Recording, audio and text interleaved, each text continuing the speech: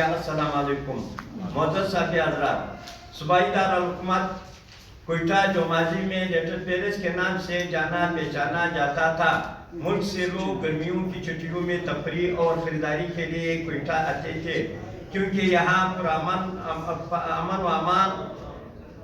سامان سستے داموں ملتا تھا۔ موجودہ حکومت نے برسر اقتدار آنے کے بعد کوئٹہ کے باشیوں، تاجر برادری سندھ، تمام مکاتب فکر سے تعلق رکھنے والے لوگوں کے مسائل کے حل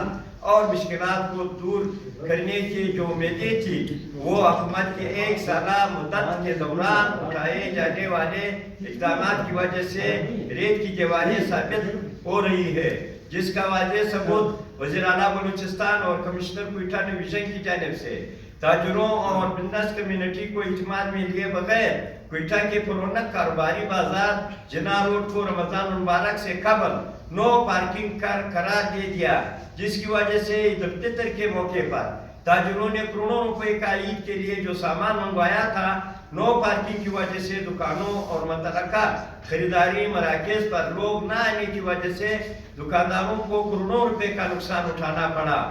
ہم ان متعدد بار کمشنر، کوئٹہ ڈویژن، انتظامیہ اور متعلقہ حکام سے جناح روڈ کو نو پارکنگ قرار دینے کے فیصلے کو واپس لے کر لوگوں کو گاڑی پارک کرنے کی اجازت دینے کے حوالے سے بات چیت کی، جس پر انہوں نے ہمیں یقین دہانی کرائی، تاحال اس پر عمل درآمد ممکن بنانے کی بجائے آئے روز کوئٹہ کے دیگر بازاروں، کنداری بازار، لیاقت بازار، پرنس روڈ اور منان چوک سے جناح روڈ کو پرنس روڈ تک بھی نو پارکنگ قرار دینے کا فیصلہ کر دیا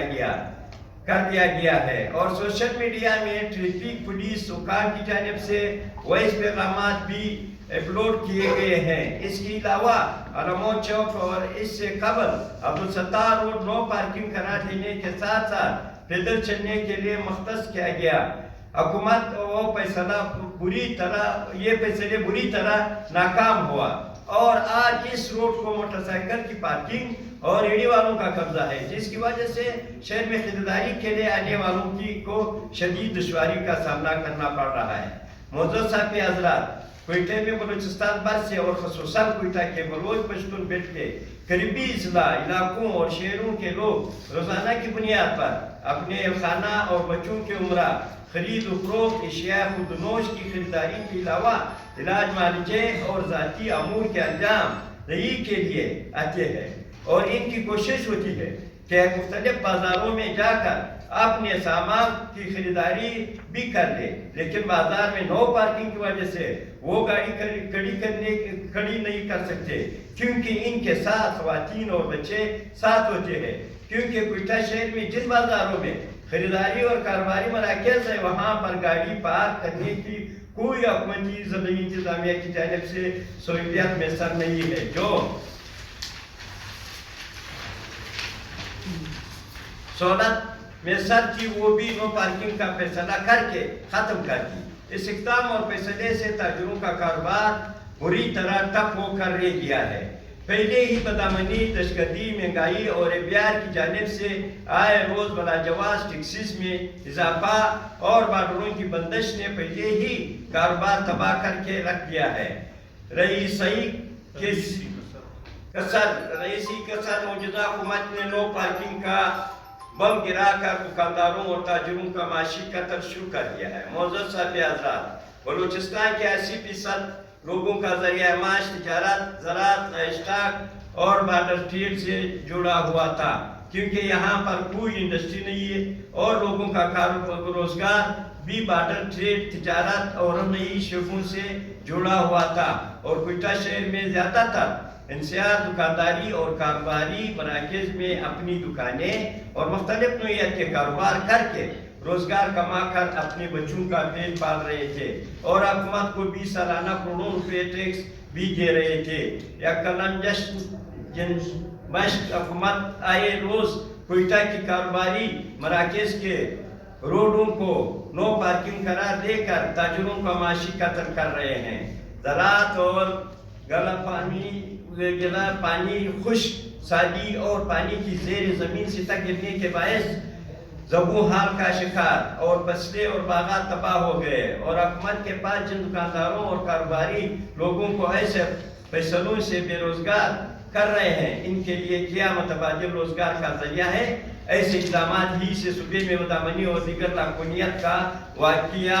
बढ़ रही है, और नो पार्किंग के फैसले के बाद मज़कूरा शहरों और दुकानदारों को गाड़ियों को पार करने के लिए कोई मुतबादिल बंदोबस्त मुहैया नहीं किया गया। हुकूमत और इंतजामिया पहले गाड़ियाँ खड़ी करने के लिए बंदोबस्त करे और इसके बाद नो पार्किंग का फैसला करे। हुकूमत पहले नो पार्किंग का फैसला करती है और मुतबादिल बंदोबस्त नहीं किया जाता है, जिससे कारोबार तबाह हो चुका है, क्योंकि ईद अज़हा के आमद है और कोयटा के ताजरों का ज़रिया माश और कारोबार दोनों ईद के मौके पर होता है, लेकिन हुकूमत ने दोनों ईदों के दौरान ताजरों का माशी कत्ल करने का मुकम्मल मनसूबा बनाया है। मौजूद साहब हज़रात, कमिश्नर कोयटा डिवीज़न और हुकूमत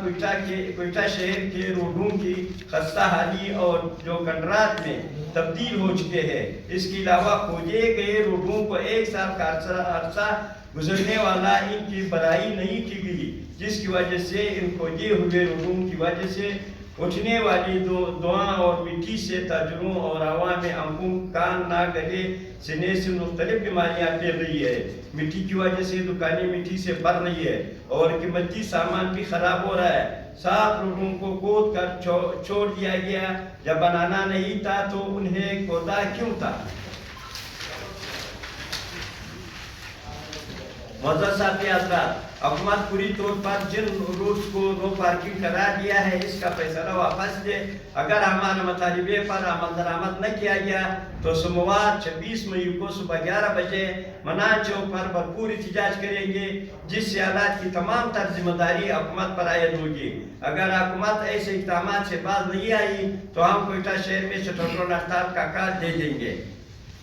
एक दूसरी नया बात जो आज से शुरू हुआ है, सफाई के नाम पर दुकानदारों से 500 रुपये मजिस्ट्रेट और दिगर हजरात उधर नया अड्डे में आज शुरू हुआ था कि सफाई के नाम पर दुकानदारों से 500 रुपये ज़बरदस्ती ले जाते थे। अगर किसी दुकानदार ने नहीं लिया तो उसका दुकान सेल होता है। ये सफाई के मत पर आज नया ड्रामा कमिश्नर साहब ने शुरू किया। ये तो कमिश्नर और ये जो सफाई वाला है ठेकेदार, ये दोनों पार्टनर है एक दूसरे के साथ। तो कमिश्नर पता नहीं है कितना पैसे ये चाहिए और कितना पैसों का जरूरत है कमिश्नर साहब का, जो तमाम दुनिया का पैसे ये लुट रहे हैं और ले जाते हैं। सफाई के मत पे तो ऑलरेडी हुकूमत अपना पैसे दे रहा है। ये 50 साल से ये कोयटा शहर चल रहा था, 50 साल से यही सफाई हो रहा था, किसी दुकानदार से 1 रुपया नहीं मांगता था। जब से ये कमिश्नर आया हुआ है, ये बस खाली ताजरों की दुश्मनी पर उतर रहा है और ताजरों के साथ ये दुश्मनी कर रहा है कि दुकानदार 500 रुपये दे, वो जो सरकार देता है वो पैसे किधर जा रहा है। तो ये भी एक नया बात आज आया हुआ है,